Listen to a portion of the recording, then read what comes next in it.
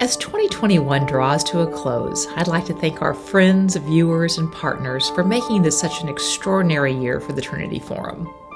As the pandemic surged up and dragged on, we expanded our online programming, hosting nearly 30 online conversations just this year.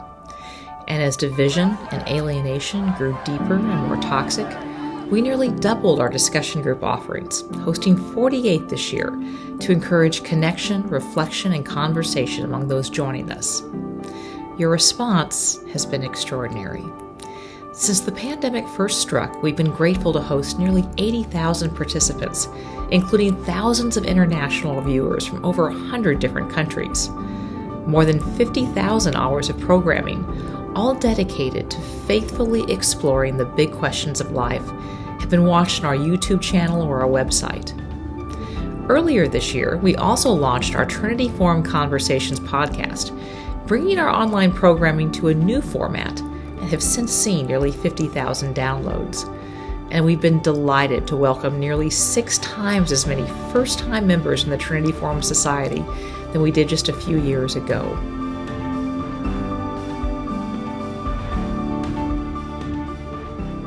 Patriotism, rightly construed from a Christian point of view, will put the flag at the foot of the cross.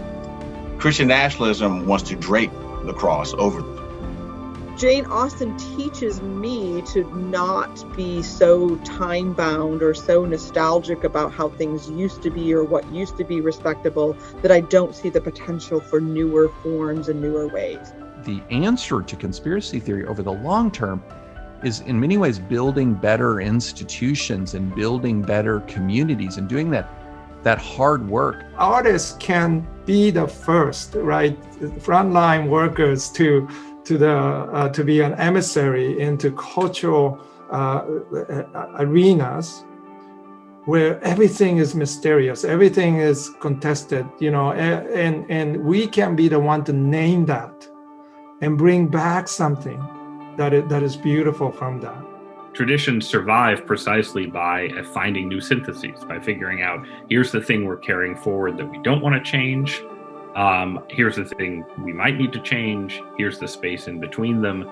That's what, every new period in Christian history has been this mix of, figuring out what we have to preserve to be true to the faith and figuring out what we have to do differently in a different era. God sometimes gives us these moments of supernatural closeness, and it is often directly correlated with our times of greatest suffering.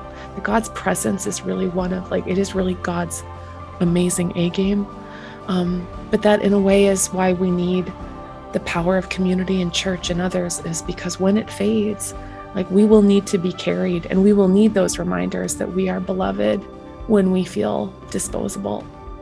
Those stories need to be repaired on both sides, because racism, slavery, marginalization, whatever, the new sociological word, white supremacy, they're not just impacting the recipient. They also impact the people who harbor these things because they have a false sense of who they are.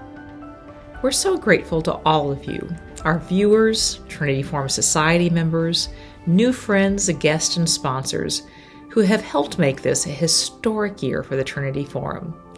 We hope that you'll continue to partner with us in cultivating and communicating the best of Christian thought and hosting conversations on the things that matter most.